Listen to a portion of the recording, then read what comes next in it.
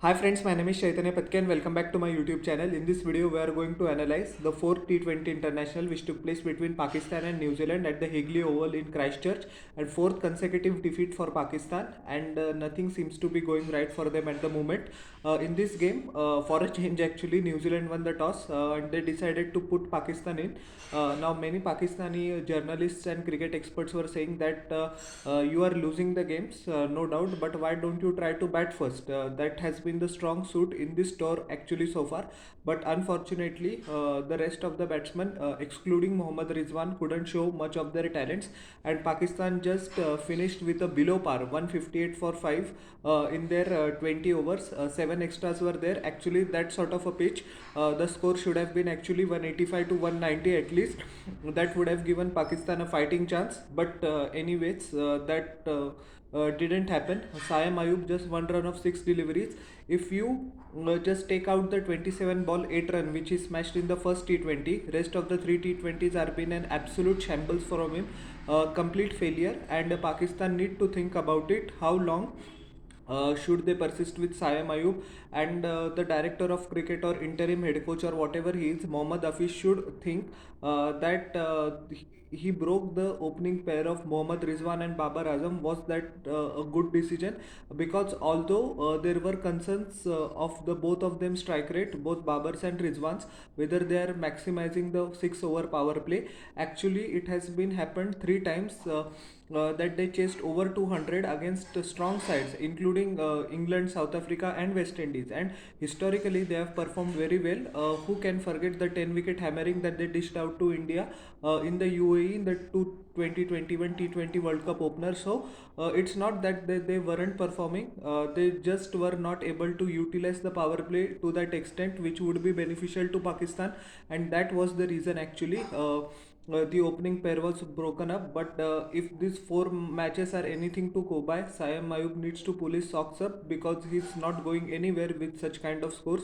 His wicket was taken by Ripper by Matt Henry, with Daryl Mitchell taking a simple catch. Rizwan scored 90 of 63 deliveries, 6 boundaries, 2 sixes at a more than healthy strike rate of 102.86. He carried his bat eventually.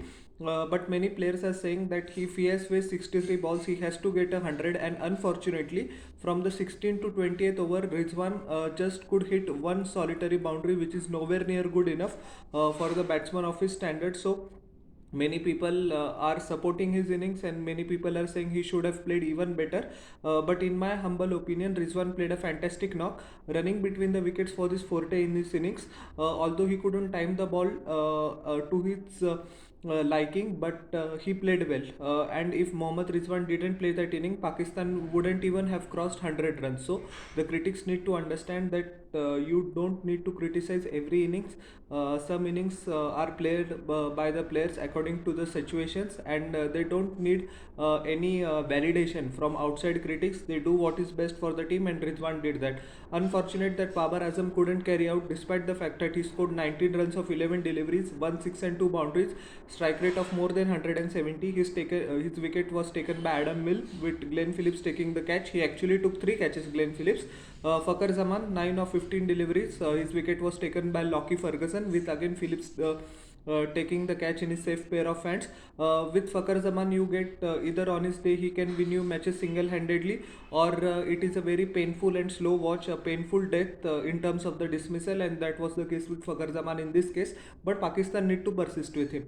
Iftikhar Ahmed once again couldn't show his magic in the entire tour. This game was no different, unfortunately for him. 10 of just 14 deliveries. His wicket was taken by Henry as well.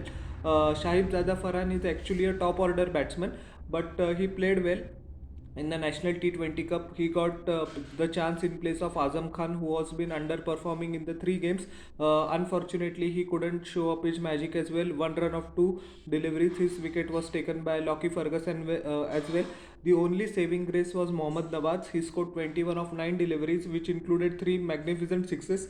The strike rate of 233.33. That's why Pakistan were able to cross the coveted 150 mark. Otherwise, that would have been also very difficult. 7 extras were bowled by New Zealand bowlers. They were pretty disciplined overall. Team Saudi had an off day. 4 overs, 36 runs, no wickets. Matt Henry bowled brilliantly well, swung the ball both ways at an express speed of more than 145 kilometers per hour. 4 overs, 22 runs, 2 wicket. Adam Mill was pretty expensive. A game we would like to forget. 4 overs, 49 runs, 1 wicket. Lockie Ferguson bowled brilliantly well, mixed up his variations towards the latter stages of the innings. 4 overs, 27 runs, 2 wickets. And Mitchell Santner, the skipper, although he didn't take a wicket, his figures were excellent. Less than 6 runs per over, which is a gold dust in the T20 format. Didn't try to do much, kept the ball stump to stump, varied his speed, used the crease as well, so got his reward. So, New Zealand, chasing a modest target of 159, got off to a horrible start. They were 20 for 3 at one stage with Shaheen Shah Afridi turning up. This was the same Shaheen Shah Afridi which terrorized batsmen from 2019 onwards to 2021. This sort of Shaheen Afridi was missing for a last couple of years. He has lost his venom. His speed was around 132 to 135, but in this particular game, he actually hit a top speed of 144 something or 145 clicks per hour, nearly that speed. He was constantly bowling over 138 to 140 range, so that is a very good and encouraging sign for Pakistan. Despite the fact that they lost this match, Shaheen Afridi's return to form, albeit in this game, is a very good positive, which they look forward to in the final T20 if they have to avoid the whitewash. He was spanked for a couple of boundaries for Finn Allen, and I thought this is the same story all over again of the third T20. But the fourth delivery, he bowled a fantastic ball which Finn Allen couldn't control, and Siam Ayub taking a simple catch. Tim Seifert, who came in place of Devon Conway, who was rested for this game, was out for a first ball Bombay duck, with Babar Azam taking a simple catch of a brilliant length delivery from Shaheen Shah Afridi. Beaten Tim Seifert all ends up, and he couldn't play the shot he wanted, mistimed it, and Azam taking a simple catch. Will Young also couldn't impress in this game. 4 of just 8 deliveries, very tepid innings, and Shaheen Shah Afridi taking his wicket with Mohammad Nawaz taking the catch. But after that, all the glory for the Pakistan bowlers ended. Despite the fact of scoring just 158, Pakistan had a magnificent chance because New Zealand were on the ropes at 20 for 3. But the innings with Daryl Mitchell play, he was eventually awarded man of the match for his magnificent hand. 72 of just 44 deliveries, 2 massive sixes and 7 boundaries, at a strike rate of 163.64. Played magnificently well. That's why the CSK actually gave him 13 or 14 crore Indian rupees. So he's a wonderful talent, and since the last 2 years he has been performing exceptionally well, not only in the T20s but also the ODI format as well as the Test format. People would remember he was the only player to score 2 consecutive centuries against India in the recently concluded ICC 50 over World Cup in India. So a magnificent run of form. He didn't panic actually, trusted his game, and didn't go to a shell, or despite the fact that there were 3 wickets down, he constantly rotated the strike, put the bad ball away. So Pakistani bowlers were always under pressure despite the fact that taking 3 wickets. Some loose bowling on some loose fielding on their part. As usual, Pakistan's fielding is below average in this series. There is nothing new, unfortunately. That also helped both of them. Glenn Phillips, I beg your pardon, also played wonderfully well. 70 of 52 deliveries, 3 massive sixes and 5 boundaries. His strike rate was 134.62. He also complemented Daryl Mitchell pretty well. As we know that Glenn Phillips is a very bulky player. The shot that he times races away to the boundary, and he was an able support for Daryl Mitchell. Both of them actually, their difference is only 2 runs. Mitchell scored 72, Phillips scored 70.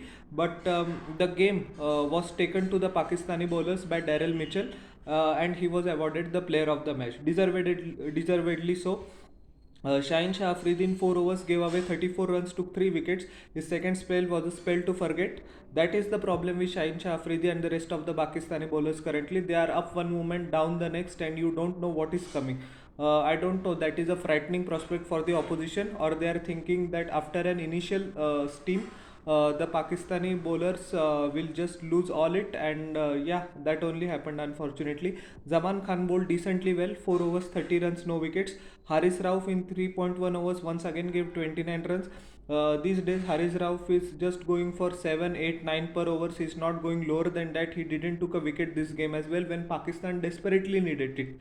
Mohammad Wasim Jr. in 3 overs gave away 24 runs. Once again, not impressive at all. And Mohammad Nawaz, the sole spinner, in 4 overs, he gave away 41 runs, more than 10 runs per over, which is nowhere near good enough. He is the only solitary spinner. Shadab Khan actually wasn't in form. He got injured. Usama Mir couldn't fulfill the expectations or the void left by Shadab Khan, and now Mohammad Nawaz also struggling in this game. Although he had a great game with the bat, he just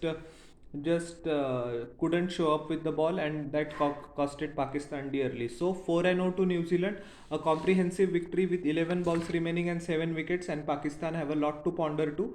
A 5-0 whitewash would be an abject humiliation, and let's see if Pakistan avoids it or it's the same story around as of the first 4 T20s. So how did you like my analysis of the game? Please tell me in the comment section below, and don't forget to like, share and subscribe to my channel and press the bell icon for further notifications. We'll meet in the next video. Till then everyone, bye, and I humbly request to you all once again, please subscribe. Thank you.